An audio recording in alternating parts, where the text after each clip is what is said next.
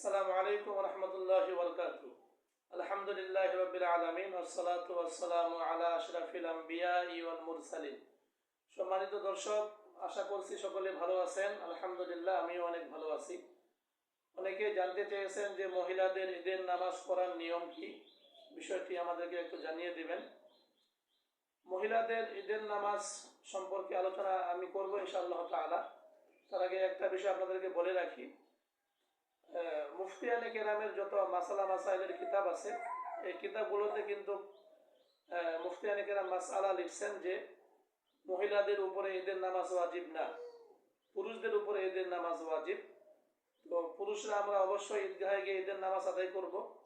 মহিলাগণ এই ক্ষেত্রে ঈদের নামাজ আদায় করতে পারবে কিনা, এটা হলো আসল একটি বিষয় জানার জন্য। তো যদি কোনো ঈদগাহে মহিলাদের এরকম জামাতের ব্যবস্থা থাকে পুরুষের জামাতের সাথে পর্দার সহিত, সেক্ষেত্রে মহিলাগণ অংশগ্রহণ করতে পারেন ঈদগাহে গিয়ে ঈদের নামাজে।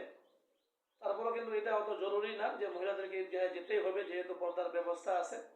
তবে পর্দার ব্যবস্থা থাকাকালীন কেউ যদি মহিলা গিয়ে ঈদের নামাজ আদায় করেন, তাহলে ওনারাও সওয়াব পাবেন, ঈদের নামাজ হয়ে যাবে। তবে এটা জরুরি না, এক্ষেত্রে জরুরি না। তবে ঈদের নামাজের যে মাসালা আমরা আরেকটা জানি, অনেক এলাকায় দেখা যায় যে মহিলাগণ একত্রিত হয়ে অনেক জায়গায় কিছু মহিলা পিছনে দাঁড়ায়, আরেকজন মহিলা সামনে ইমাম হন, এভাবে ঈদের নামাজ পড়েন। অনেকেই জানতে চেয়েছেন যে এই বিষয়টা কেমন, যে যাবে কিনা মহিলায় ঈদের নামাজ পড়া যাবে কিনা, একজন মহিলা ইমাম হবেন, পিছনে অন্যান্য মহিলাগণ মুক্তাদি হবেন। এই মাসালাটা একেবারে নাজায়েজ, এটা মুফতিয়ানে কেরাম নাজায়েজ লিখছেন, জায়েজ নেই এই মাসালাটি। কারণ মহিলা কখনো ইমাম হতে পারে না। মহিলাগণ যদি কোনো ফরজ নামাজ হোক অথবা ঈদের নামাজ হোক, যদি ওনারা পড়তেও চান, তাহলে পুরুষের জামাতের সাথে তাদেরকে আদায় করতে হবে। মহিলায় কখনো জামাত হয় না, আর মহিলাগণ ইমামও হতে পারবে না। আশা করছি বিষয়টি বুঝতে পেরেছেন। আবার অনেকে কমেন্টে প্রশ্ন করে থাকেন যে হুজুর, বিশ্ব নবীর জামানায় তো মহিলাগণ ঈদগাহে গিয়ে ঈদের নামাজ পড়তেন এবং মসজিদেও ওনারা ফরজ নামাজ আদায় করতেন। তো আসলে এই নবীর যুগের বিষয়টি হলো একেবারেই ভিন্ন। যে মাসলাটা আপনারা জানতে চেয়েছেন প্রশ্ন করে, যে নবীর যুগে যে আদায় করতেন এই বিষয়টি কি, আসলে ওই ক্ষেত্রে এটাই হলো উত্তর। ওই সময় পর্দার যে বিধান মহিলাদের উপরে, তখন পর্দার বিধান আয়াতগুলি নাজিল হয়নি।